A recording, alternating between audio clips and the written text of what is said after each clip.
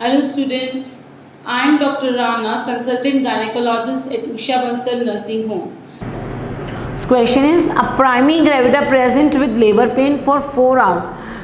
Once primary gravida is suffering the labor pains from 4 hours. On examination, cervix is 5 cm dilated and well effaced.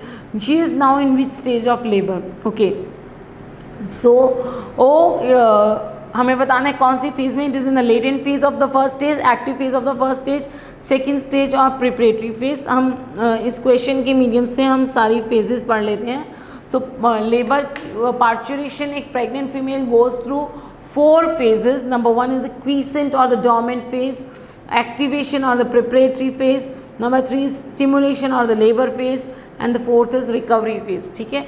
So stimulation phase is divided into further 5 stages. Okay, first I would like to tell you कि ये pregnant female की stages हैं. Right from the pregnancy, most of the pregnancy उसकी जो है quiescent और dormant phase में ही चली जाती है. ठीक है. फिर उसका यूट्रस एक्टिव होता है and it prepare itself for labor pains. फिर लेबर फेज आती है और फिर रिकवरी फेज आती है. ठीक है. स्टिमुलेशन फेज, ये लेबर फेज को हमने फर्दर डिवाइड किया. Latent phase and active phase which are the part of the first stage. Okay, first stage. अगर stages पूछे तो there are 4 stages. first stage, second stage, third stage, fourth stage. So first stage की 2 stages होती हैं. latent phase और close से लेके 4 centimetre वाली स्टेज को हम लेटेंट स्टेज बोलते हैं. 4 सेंटीमीटर सर्विक्स डायलेटेशन से लेके full cervix dilatation that is till 10 centimetre, उसको हम एक्टिव फेज बोलते हैं. सेकेंड स्टेज है फुल डायलेटेशन से बेबी डिलीवरी तक. थर्ड स्टेज है जिसमें डिलीवरी ऑफ प्लेसेंटा होता है. फोर्थ स्टेज है 1 घंटे की स्टेज जिसमें हम पेशेंट को लेबर रूम में डाल के ऑब्जर्व करते हैं. ठीक है. सो लेट्स सी इसकी क्या क्या ड्यूरेशन होती हैं. एवरेज इन चारों स्टेजेस की ड्यूरेशन होती है 9 hours इन द तीनों स्टेजेस की. First stage plus second stage plus third stage, इन सब चारों स्टेजेस की ड्यूरेशन होती है 9 hours. नली पैरस में एवरेज, मल्टी पैरस में 6 hours. ओके, मल्टी पैरस में 6 hours.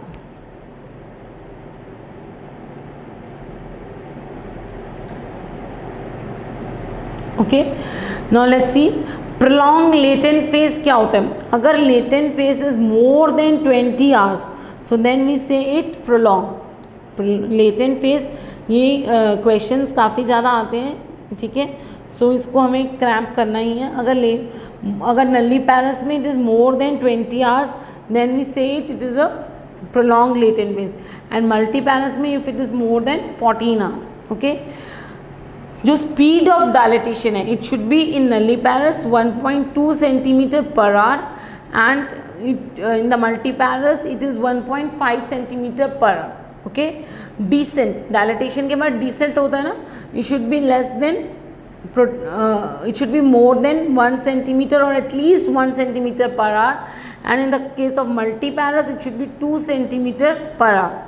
Okay, arrest of dilatation, if there is no dilatation for more than 2 hours, we say it is a arrest of dilatation. and arrest of descent if there is no descent for more than 1 hour.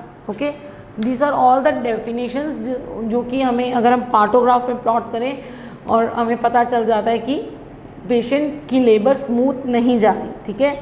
So once again नली पैरस condition में जो first second और third stage की average duration होती है वो 9 hours होती है और मल्टी पैरस में ये 6 hours होती है. प्रोलॉन्ग लेटेंट फेज बोलते हैं अगर लेटेंट फेज जो है individually latent phase is more than 20 hours है और मल्टी पैरस में it is more than 14 hours. Protracted dilatation is मतलब डायलेटेशन प्रॉपर नहीं हो रही है. If it is less than 1.2 centimetre per hour in the primary और in the nulliparous and in multiparous it is less than 1.5 centimetre per hour. अगर descent proper नहीं हो रहा है उसका बोलेंगे if it is less then 1 centimetre per hour in the nulliparous and if it is less than 2 centimeter per hour in the multiparous. And arrest of dilatation, if there is no dilatation for 2 hours we will say there is arrest, and if there is no descent for 1 hour, more than 1 hour, we will say it arrest of descent. Okay, now So in this condition, the answer is the patient is in the active phase of first stage. Okay, so the answer is patient is in the active phase of the first stage. Okay, thank you. I hope you like this video. Please subscribe my channel, share this video to all the FMGS aspirants so that they too can get benefited from this. Thank you.